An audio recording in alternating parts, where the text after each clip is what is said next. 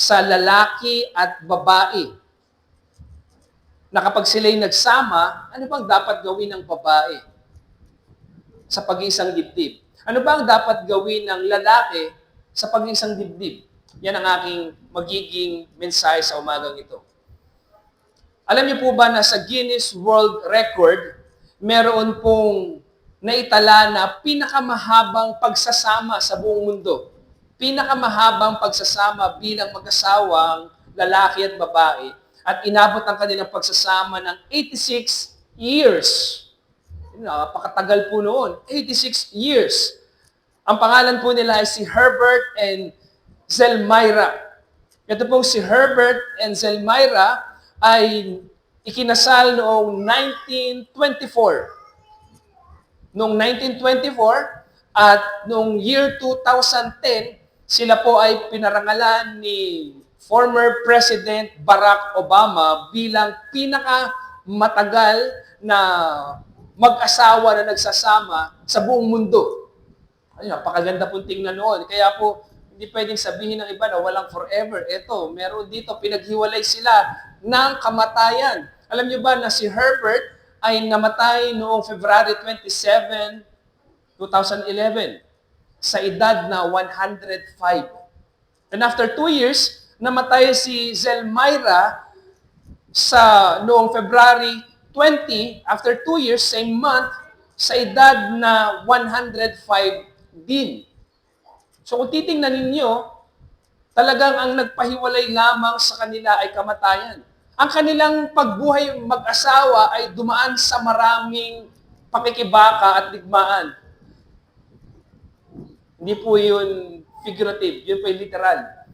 Sila po ay ikinasal noong 1924 at dumaan sila sa World War II, Korean War, Vietnam War, Civil Rights Movement, at inabot nila ang 15 presidente ng Amerika. So, hindi lamang sila dumaan ng pagsubok, dumaan talaga sila ng literal sa maraming digmaang literal. Tinanong sila, nung sila nabubuhay pa, sila in-interview. At ang sabi, Mr. and Mrs. Herbert and Zelmyra, paano po ninyo napanatili ang inyong pagsasama na umabot ito ng 86 years? Ang sagot lamang nila ay ito, and I quote, "We are both Christians and believe in God. Marriage is a commitment to the Lord. We pray with and for each other every day." Anong sikreto? Ang sikreto nila ay commitment ito sa Panginoon. Ang sikreto nila, ang sinasabi nila ay ipanalangin ang bawat isa. Sa pagsasama ng buhay mag-asawa, kailangan nilang ipanalangin ang bawat isa. Dagdag pa rito, sinabi nila, we wouldn't change a thing. Sinabi nila, there is no secret to our marriage. We just did what was needed for each other and for our family. Ang sinabi nila ay napakaganda. Humaba ang kanilang pagsasama at tumibay ang kanilang kasal. Ang kanilang pagsasama, ito ay dahil ginagawa nila ang dapat gawin bilang babae at lalaki at ipinapanalangin nila ang bawat isa. Kaya sabi nila, walang sikreto. Gawin nyo lamang ang dapat gawin ng babae at dapat gawin ng lalaki sa pagsasama.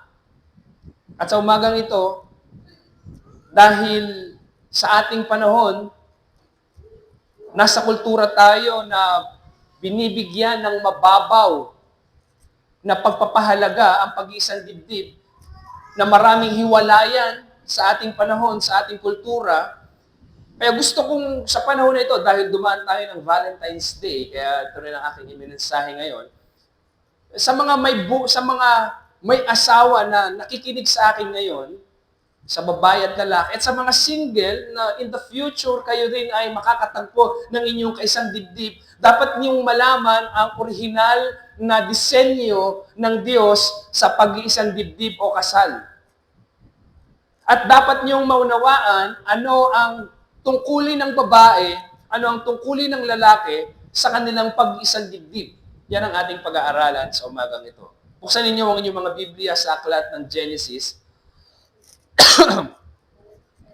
Genesis chapter 2, verse 18 to 25. Genesis chapter 2, verses 18 to 25. Makinig ang lahat, ito ang salita ng Panginoon. At sinabi ng Panginoong Diyos, hindi mabuti na ang lalaki ay nag-iisa. Siya'y igagawa ko ng isang katuwang na babagay sa kanya. Kaya't mula sa lupa ay nilalang ng Panginoong Diyos ang lahat ng hayop, sa parang at lahat ng ibon sa himpapawid at dinala sa lalaki upang malaman kung anong itatawag niya sa mga iyon. At anuman ang itawag ng lalaki sa bawat buhay na nilalang ay siyang pangalan nito. At pinangalanan ng lalaki ang lahat ng hayop at ang mga ibon sa himpapawid at ang bawat hayop sa parang. Subalit para sa lalaki ay walang nakitang katuwang na babagay sa kanya. Kaya't pinatulog ng mahimbing ng Panginoong Diyos ang lalaki. At habang siya'y natutulog, kinuha niya ang isa sa kanyang tadyang at pinaghilom ang laman sa lugar na iyon. At ang tadyang na kinuha ng Panginoong Diyos sa lalaki ay ginawang isang babae. At dinala siya sa lalaki at sinabi ng lalaki, sa wakas, ito'y buto ng aking mga buto, laman ng aking laman, siya'y tatawaging babae sapagkat sa lalaki siya'y kinuha. Kaya't iniiwan ng lalaki ang kanyang ama at ang kanyang ina at pumipisan sa kanyang asawa at sila'y nagiging isang laman. Ang lalaki at ang kanyang asawa ay kapwa-hubad, ngunit sila'y hindi nahihiya.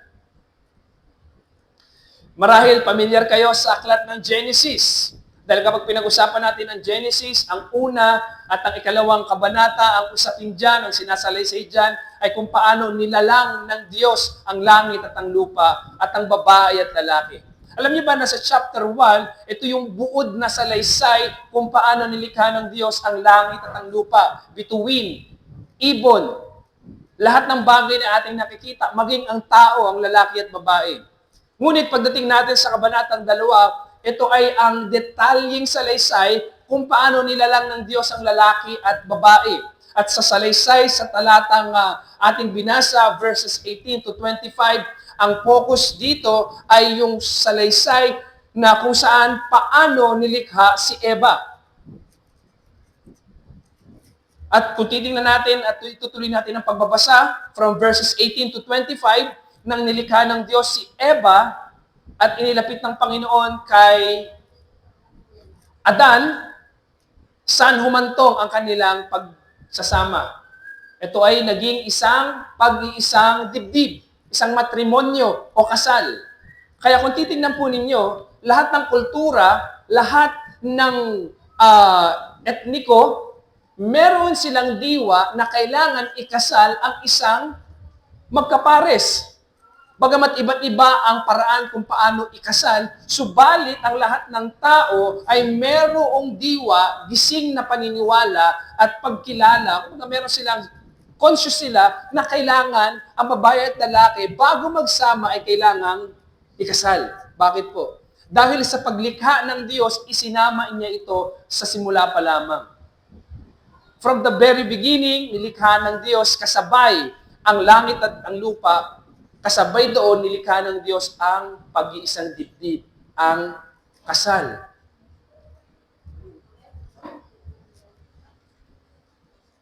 Kaya sa umagang ito, ang ating titingnan ay ang kahalagahan ng pagkaunawa sa pag-iisang dibdib.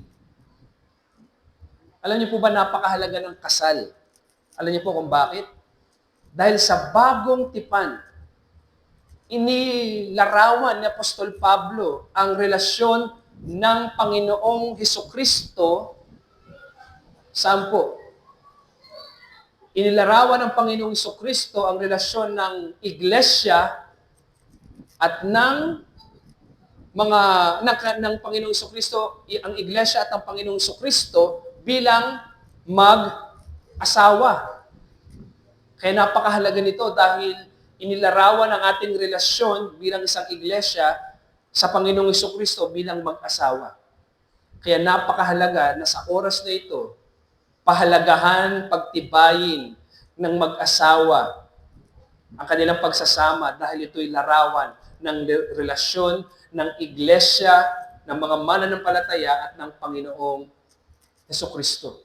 Kaya dapat itong pagtibayin, dapat itong palaguin. Alam niyo, sa ating panahon ngayon, dito sa ating bansa, napakarami ng annulment file. Maraming fina-file ngayon ng annulment dahil wala tayong divorce. Nariyan, noong 2001 hanggang 2014, merong naitala na 15,000 file annulment. 15,000, isipin ninyo yun. Gaano karami ang naghihiwalay ngayon. At noong 2020, based sa latest survey ng Philippine Statistic Authority, approximately merong 1.8 million from 2015 to 2020 na naitala na separation ng mag-aasawa. So kung titingnan ninyo, itong statistic na ito, marami ang naghihiwalay ngayon. At dahil sa kultura na yan, at dahil sa nangyayari na yan, binibigyan din ito, napakahalaga na tayo ay maging maagap na pagsikapang pangalagaan at patatagin ang ating pagsasama.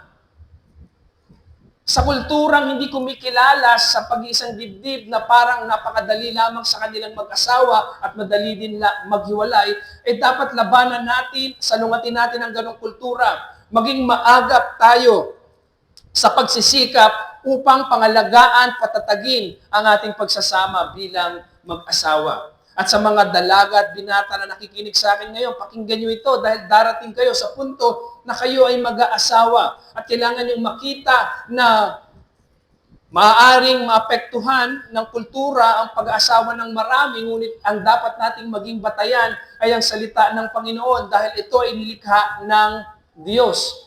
Ang kasal ay disenyo at nilikha ng Diyos. Ang may likha ng kasal ay ang Diyos. Ito'y pagpapala mula sa ating Panginoon. At ang hindi pangalagaan ang kasal, ang hindi pangalagaan ang pag-iisang dibdib, ang hindi ito pagtibayin, ang pabayaan ng kanyang pakikipag-isang dibdib sa kanyang asawa, ito po ay isang kasalanan dahil ang pag-iisang dibdib o kasal ay galing sa Diyos, nilikha ng Diyos, dinisenyo ng Diyos. Kaya ang hindi ito pahalagahan, ito po ay kasalanan. Simple lamang po ang aking mensahe sa umagang ito. Ang nagpapalago at nagpapatibay sa pagsama ng mag-asawa ay ang pagtupad ng lalaki at babae sa kanilang mga tungkulin ayon sa disenyo ng Diyos para sa kanilang pagsasama. Muli, ang aking mensahe ay ang nagpapalago at nagpapatibay sa pagsasama ng mag-asawa ay ang pagtupad ng lalaki at babae sa kanilang mga tungkulin ayon sa disenyo ng Diyos para sa kanilang pagsasama. Sa makatuwid, ang magpapalago, ang magpapatibay sa pagsasama ng mag-asawa ay kung gagawin at tutuparin ng lalaki at babae ang kanilang nakatakdang tungkulin.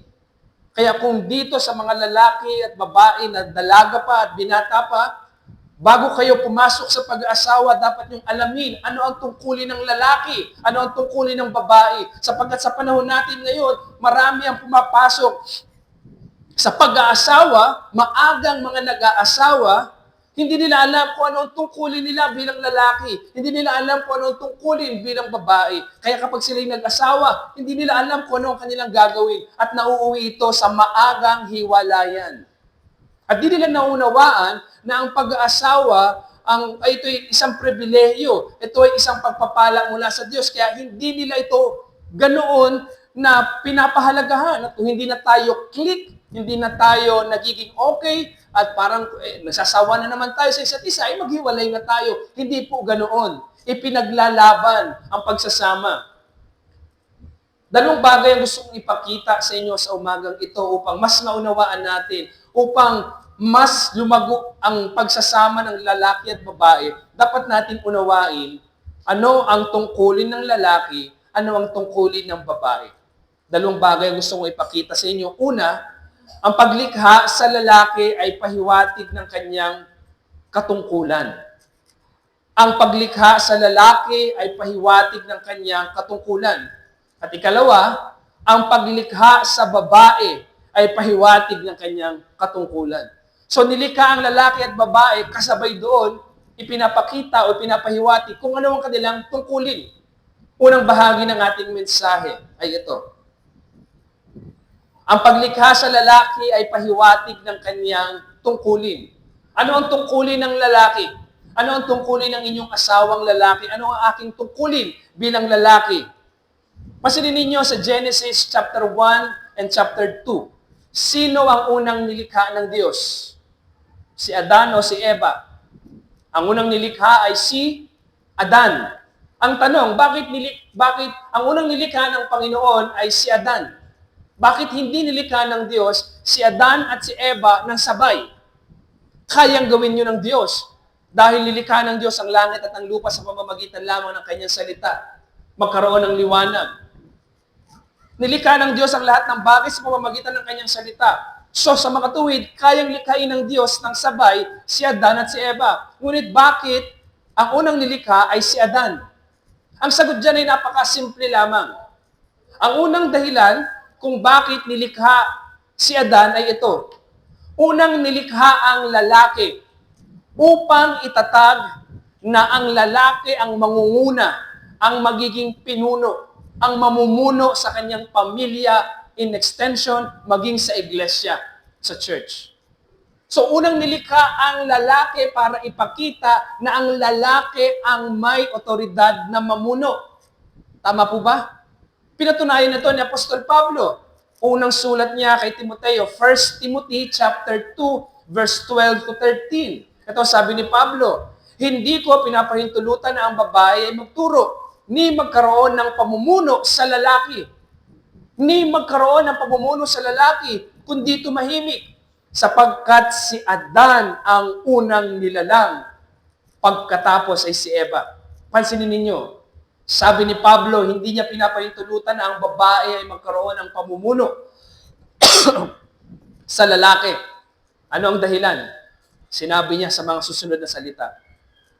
Sapagkat, ito ang dahilan, ang unang nilalang ay si Adan. Unang nilalang ng lalaki. So, ipinapakita rito na kaya unang nilalang ng Diyos ang lalaki ay may layunin. At ang layunin ay upang ang lalaki ang siyang maging pinuno. Ang siyang maging mamumuno sa kanyang pamilya. Ang aking punto ay ito. Sa paglikha ng Diyos sa lalaki ibinigay ang otoridad na mamuno at manguna. Hindi sa babae. Ano ang nangyayari ngayon sa ating kultura? Hindi. Kaming mga babae, kaya namin gawin ang lahat na ginagawa ng lalaki. Hindi nga nila kayang gawin yung construction, yung mga construction worker. Ang punto ko dito ay simple lamang. Ibinigay ng Diyos sa lalaki ang otoridad na mamuno. Sa lalaki ibinigay. Ibig sabihin, pamumunuan at pangungunahan ng lalaki ang babae at ang kanyang buong pamilya. Ang lalaki ang mamumuno. Ang lalaki ang siyang ulo ng kanyang pamilya. Ang lalaki ang siyang magagabay sa kanyang mga anak. Ang lalaki ang siyang mangunguna sa kanyang asawang babae. Lalaki ang pinuno. Lalaki ang mamumuno. Lalaki ang mangunguna. Ngunit dapat nating maintindihan ang dalawang bagay dahil ngayon, sinasabi ng iba, sinabi ng Biblia, ang lalaki is the head of the family. Pero ngayon, nagkakaroon ng misunderstanding dahil yung pagiging head of the family ng lalaki ay nauuwi sa pagiging dominion. Pag-ibahin natin ang diwa ng pagkakaroon ng dominion at ng pamumuno ng lalaki sa biblical na pananaw.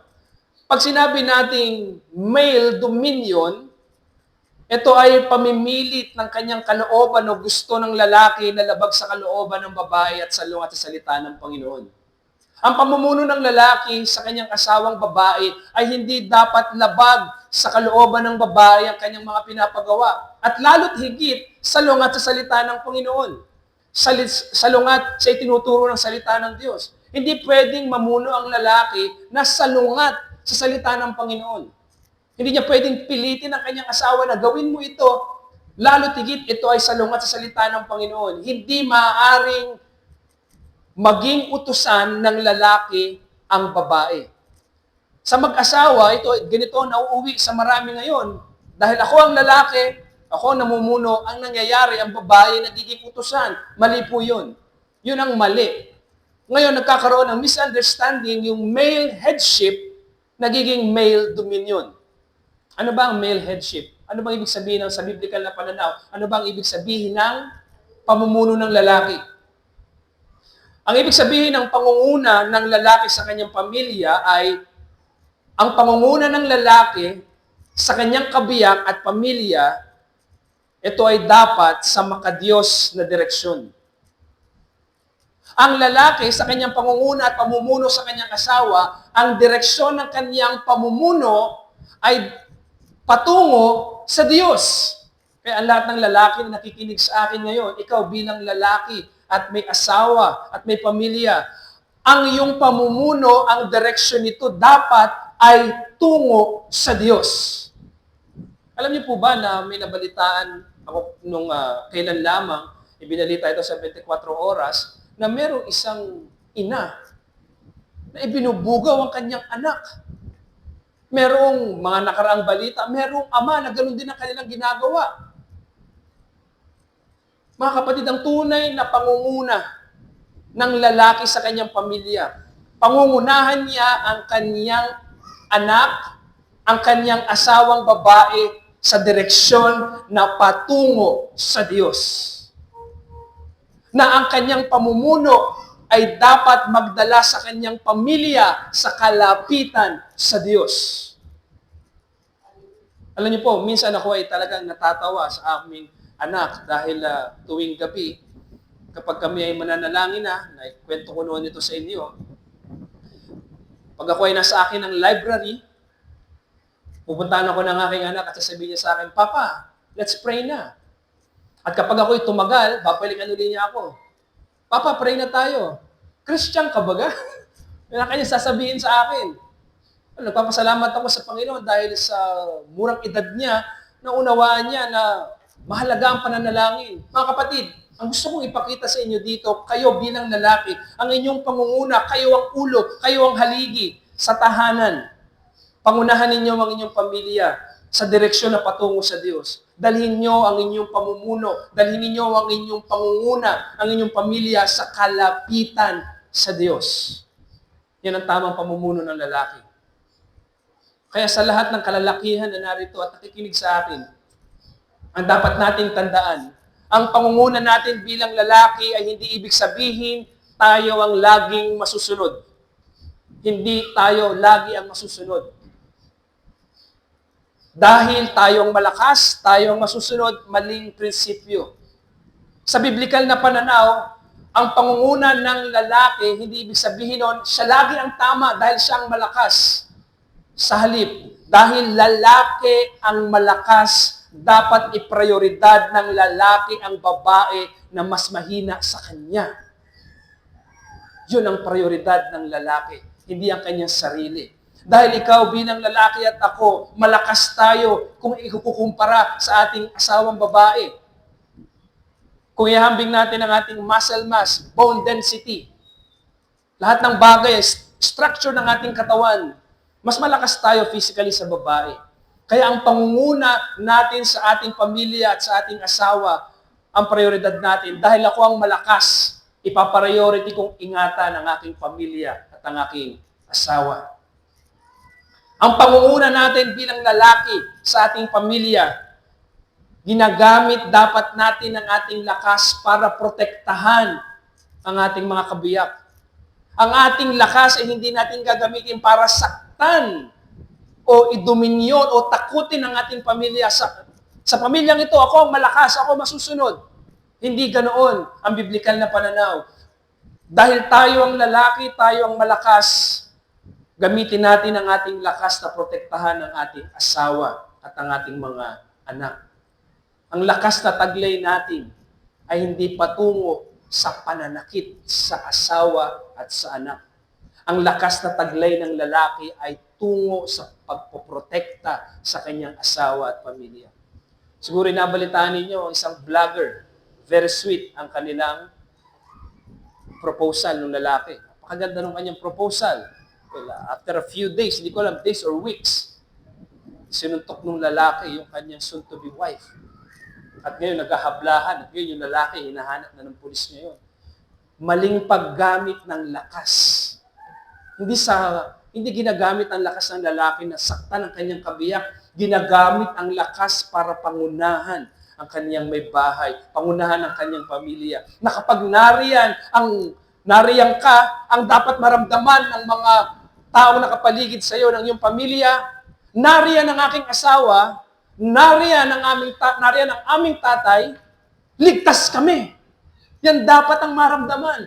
Ang aking ama ay narito, ligtas kami. Narito ang aking tatay, may maaasahan kami. Narito ang aking asawa, may magtatanggol, may mag-aasikaso, may magpoprotekta sa amin. Yun dapat. Hindi nariyan ang aking asawa, nakakatakot. Nariyan ang aking tatay, nakakatakot. Hindi dapat takot ang maramdaman ng ating pamilya kapag tayo ay nasa ating tahanan. Sa halip, ligtas sila. Yun ang kanilang mararamdaman.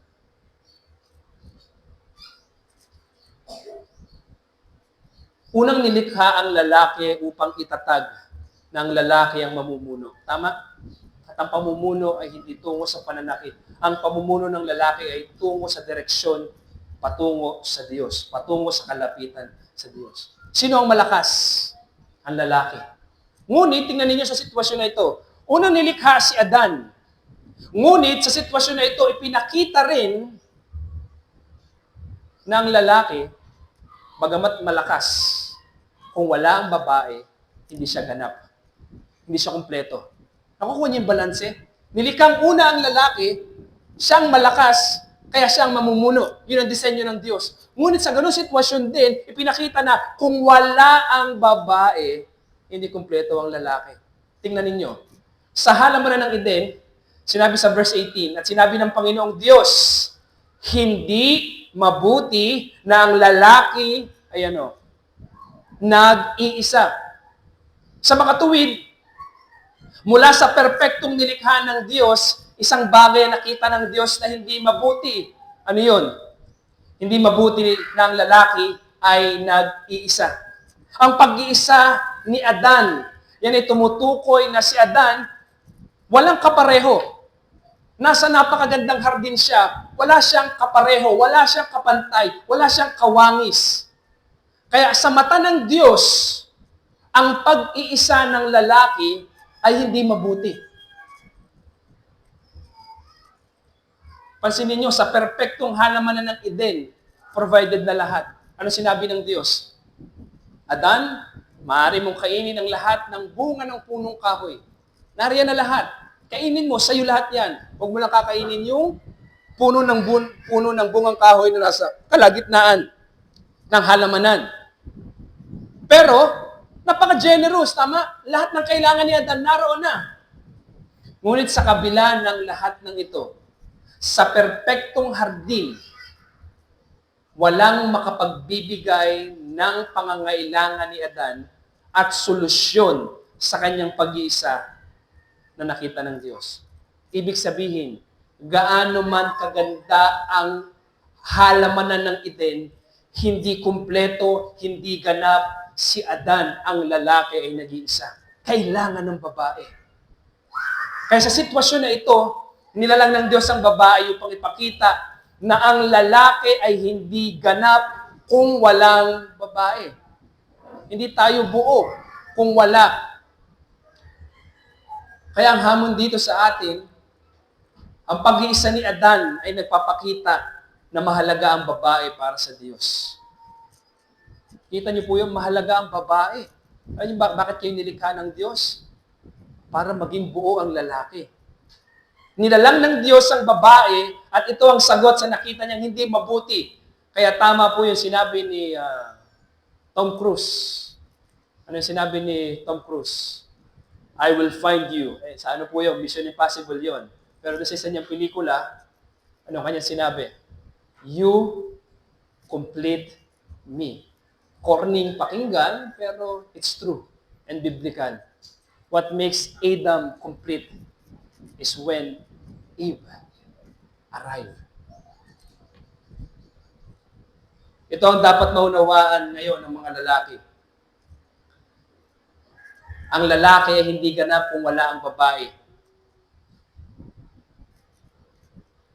Kaya kung ano man ang hindi nyo pinagkakasunduan, tampuhan, hindi pinagkakaunawaan, isipin mo, ikaw na lalaki, kung wala ang iyong kabiyak, hindi ka kumpleto, hindi ka ganap. Manguna ka sa pag-aayos ng problema. Magkaroon kayo ng pag-uusap dahil kung wala ang babae, hindi tayo ganap. Sa perpektong halamanan ng Eden, hindi nakapagbigay ito ng malaking kagalakan kay Adan. Isipin ninyo, kung kayo nasa Garden of Eden, siguro sasabihin ninyo, ang ganda rito, napakaganda. Siguro kung kayo pupunta ngayon sa countryside, sa Diwata, ano pa ba yung isang pasyalan na maganda rito? Abidad, sa Nawawalang Paraiso. Kung pumunta kayo doon, pumasok, siguro sasabihin nyo, ang ganda, magbibigay ito ng kagalakan sa inyo.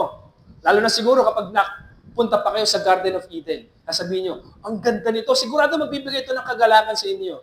Pero alam niyo po ba, na ang nagbigay ng higit na malaking kagalakan kay Adan ay hindi ang halamanan ng Eden. Ang perpektong halamanan ng Eden. Hindi ito ang nagbigay sa kanya ng malaking kagalakan, ng higit na kagalakan. Alam niyo po ba kung ano? Basahin natin ang verse 23. Chapter 2, verse 23. Sinabi doon, at sinabi ng lalaki, sa wakas, ito'y buto ng aking mga buto at laman ng aking laman. Sila'y tatawaging babae sapagkat sa lalaki siya'y kinuha. Kita ninyo yung expression ni Adan? Sa wakas. It is an expression of joy, great joy. Dahil sinabi ni Adan, inilapit na lahat sa akin, ang lahat ng hayop, walang kapantay. Wala akong makukuhang kapareha. Nag-iisa pa rin ako. Lahat ng pagkain dito sa halamanan ng Eden, makakain ko. Akin ito lahat. Pero wala akong kapantay. Nag-iisa pa rin ako. Kaya nang inilapit ng Panginoon ang babae, alam niyo yung reaksyon ni Adan, sa wakas. Hindi ito halaman, hindi ito hayop. Ito ang laman ng aking mga laman.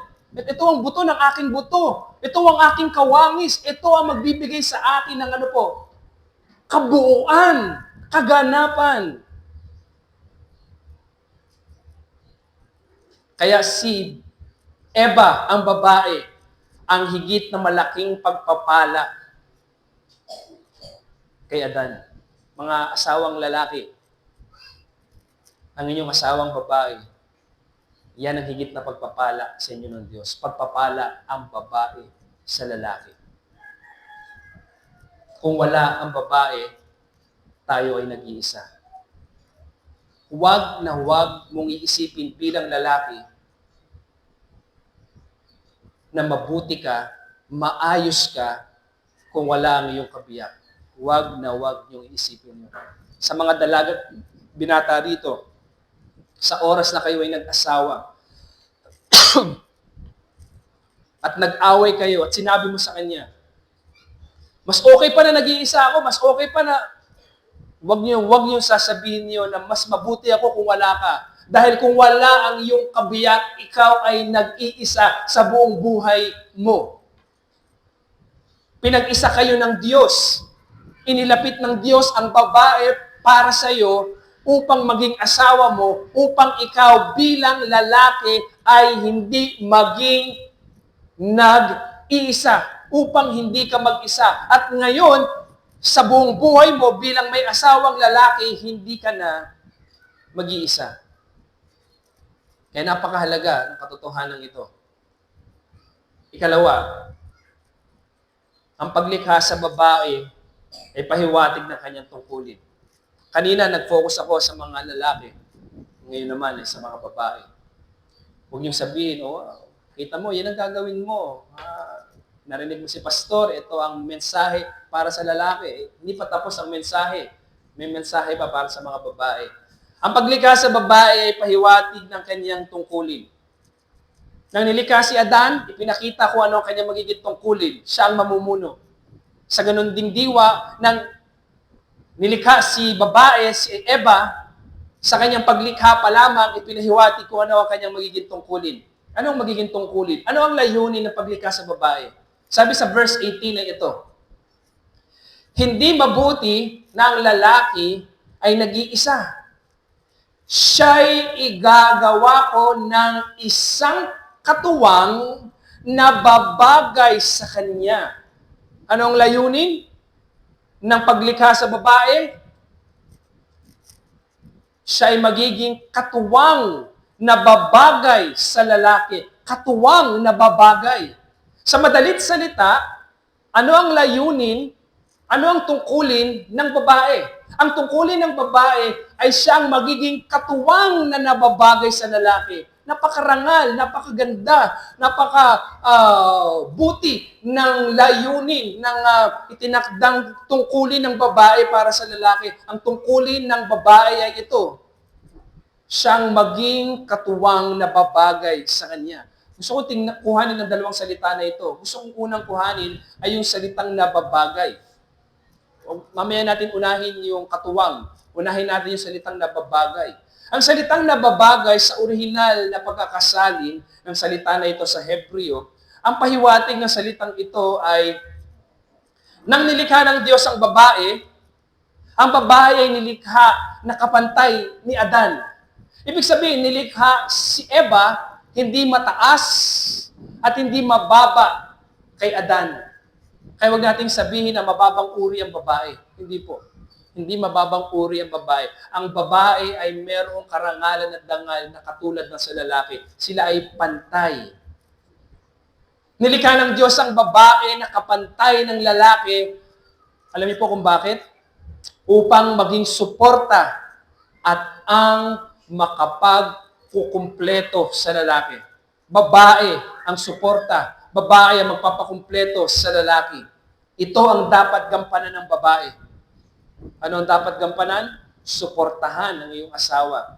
Gawin kumpleto ang kanyang asawa. Ibig sabihin, ikaw na babae ang magiging katugunan sa pangangailangan ng lalaki. Nang sinabi ng Diyos na siya'y igagawa ko ng isang katuwang na babagay sa kanya. Ibig sabihin nito, nilikha ng Diyos ang babae na angkop, tugma, para katagpuin ang pangangailangan ng lalaki. Mga kapatid, mga asawang babae, ito ang dapat ilagay niyo sa inyong isipan. Nilikha ka ng Diyos na angkop para maging asawa ng lalaki. Nilikha kang tugma at angkop para sa partikular na lalaki na mapapangasawa mo, tutugma ka, nababagay ka sa kanya. Itinalaga ng Diyos sa mga may asawa na mapangasawa mo ang lalaki na yan, dahil ang lalaki na yan, ikaw ang magpapakumpleto sa kanya. Kaya sa mga may asawa dito, ikaw bilang babae, ikaw ang nagpakumpleto sa kanya. Hindi man aminin niya ng lalaki, ang babae ang tutugon sa patulad nito, tinugunan ang aking pangangailangan. Siya ang aking suporta. Inubutan ako ng tubig.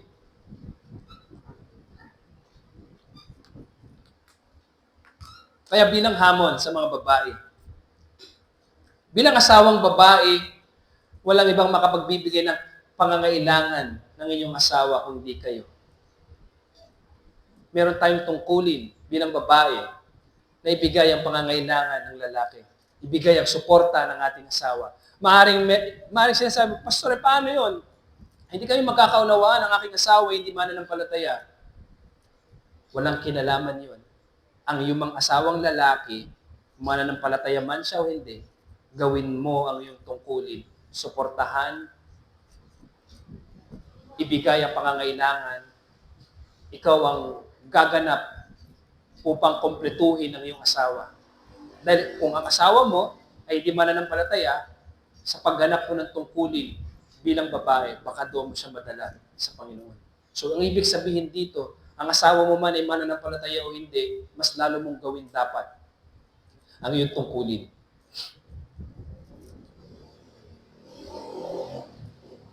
Ang tanong, paano mo gagawin ang iyong tungkulin bilang asawang babae? Napakinggan mo si Pastor last Sunday. Kailangan kong gawin ito sa akin. Ako pala ang bubuo sa aking asawa. Ako pala ang magpapaganap sa kanya. Ako pala ang magiging suporta niya. Paano ko kaya ito sisimulan? Mag-out of town kami. Siguro mag-swimming kami, mag-overnight kami. May mga bagong resort ngayon dito sa San Bartolome. Papunta sa Tiago Uno. Ma-date kaya ang aking asawa. Makapag-SM kaya. Kumain muna kami sa... Mag-shakies kaya kami. Lumabas siguro kami, mag-date siguro kami. Mabuti ang mga bagay na yan. Hindi ko yan sasalungatin. Pero wag mong simulan sa malalaking bagay. Kung gusto mong ganapin ang iyong tungkulin bilang babae sa iyong asawa, simulan mo ito sa maliit na kaparaanan. Gaano kaliit? Simulan mo sa umaga, ipagtimpla mo siya ng kape. Sa tuwing aalis siya, papasok ng trabaho, humalik ka sa kanya, sabihin mo, ingat ka. Pagdating ng iyong asawa galing trabaho, kamustahin mo siya, halikan mo siya, asikasuhin mo siya. Diyan mo simulan sa maliliit na bagay. Hindi mo kailangan kaagad. Nakita ko sa Facebook, yung aking friend, siya ay talagang punta sila sa ganito. Huwag kayong mainggit, hindi nyo kailangan simulan sa ganung bagay. Simulan nyo sa pinakamaliit. Dahil yung maliit na detalye na ginagawa mo, yun ang magpapatibay sa inyong mag-asawa. Simulan nyo ito sa maliit na bagay. Sa inyong tahanan, anong kailangan nyo gawin? Ang simpleng paghahain ng pagkain ay napakahalaga. So yan ang ibig sabihin. Kayo ang nababagay, kayo ang gagawa, kayo ang kukumpleto. Yung ikalawang salita na gusto kong tingnan natin dito ay yung salitang ezer. Ang sabi doon ay katuwang. Alam niyo bang ibig sabihin ng katuwang? Sa English po, yan ay tinranslate na helper. Hindi ibig sabihin nito na parang helper. Sa isang parang helper ng mekaniko. Hindi naman yun ang ibig sabihin noon. Ang ibig sabihin ng salitang helper, yan ay ginamit din sa ating Panginoon. Ang salitang helper ay may kahulugan na ang babae ang magiging katuwang, katulong, saklolo, at handang tulong ng lalaki. Yan ang ibig sabihin po niyan. Ang Panginoon ay inilarawan sa ganitong uri ng tungkulin. Siya ang naging saklolo, siya ang naging katuwang, siya ang naging handang tulong ng bayan ng Israel. Ang Diyos ay may title na helper. The great helper. Kaya ang punto rito, bilang lalaki, dapat nating makita na nilalang ng Diyos sa paraan na kailangan natin ang tulong ng babae. Hindi natin magagawa bilang mga lalaki ang ibinigay na gawain sa atin ng Diyos kung wala ang babae. Kaya sa mga babae bilang hamon, sa mga asawang babae, tandaan natin, hindi perpekto ang inyong mga asawang lalaki. Hindi sila perpekto. Pastor, gusto ko perfect guy. Yung pa naman yung aking, sabi ko tall, dark, handsome, and perfect. Walang ganon. Mga minamahal na asawang babae, tandaan po natin ang inyong asawang lalaki, kami mga lalaki hindi perpekto. Kami ay tiyak na magkakamali. Anong dapat gawin ninyo bilang babae? Kapag nakita ninyo na kami bilang mga lalaki ay nagkamali, huwag niyong tutuyain ang inyong asawang lalaki. Ayan.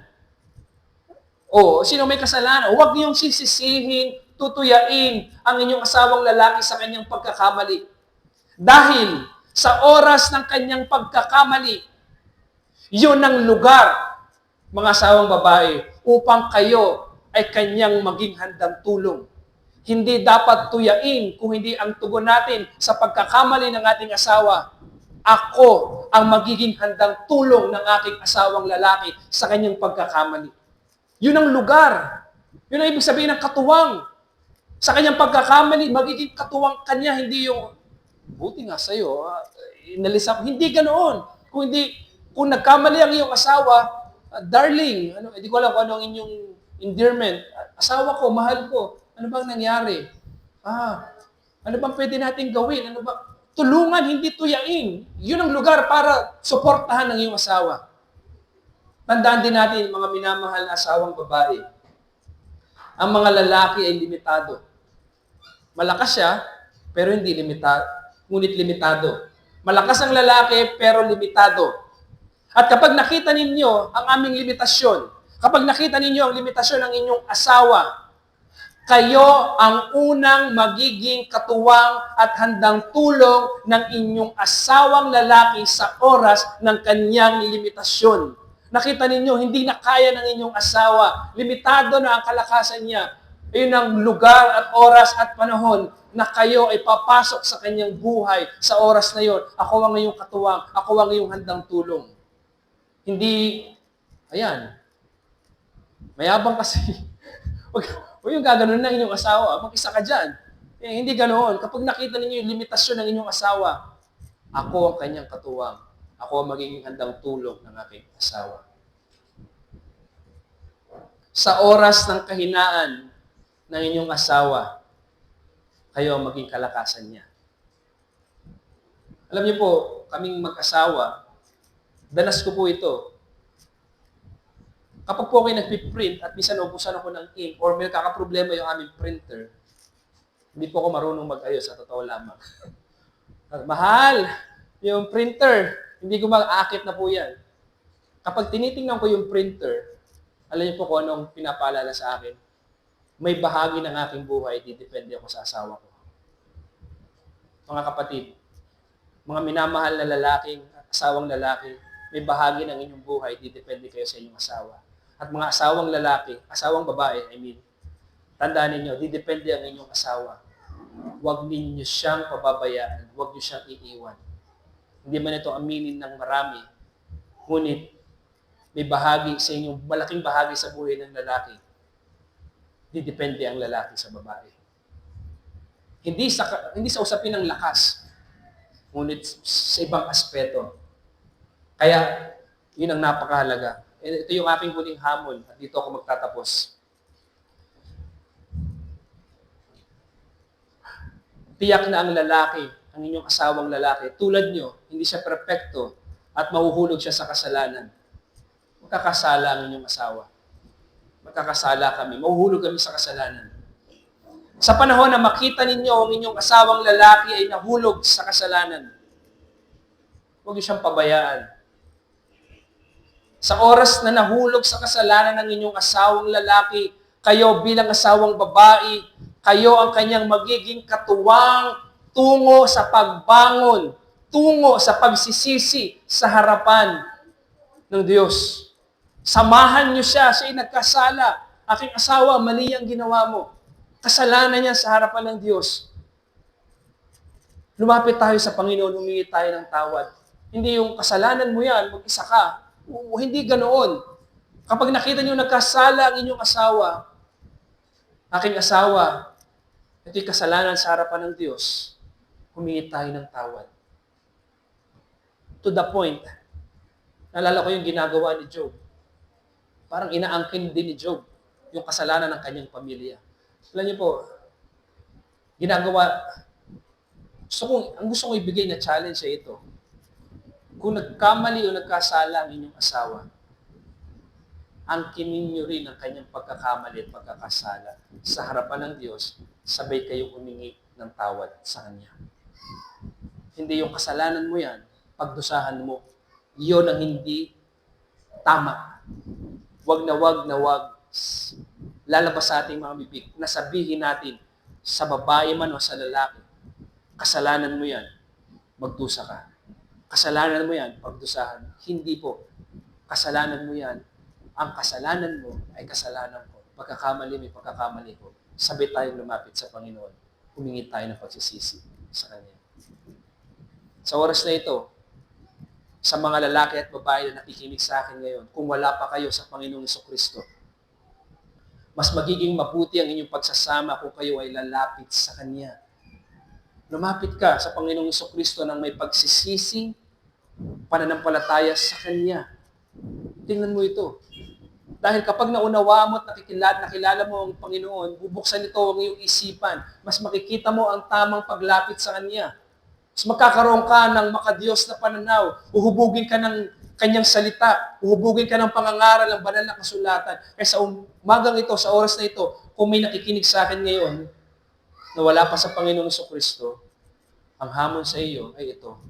Sumampalataya ka, humingi ka ng tawad sa lahat ng iyong kasalanan sa Panginoong Kristo at sumampalataya sa kanyang ginawang pagbabayad sala para sa kasalanan.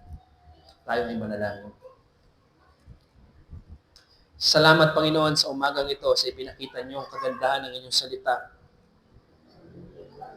Nawa, Panginoon, sa araw at oras na ito, magkaroon ng pananariwa sa amin ang mensahe naming napakinggan.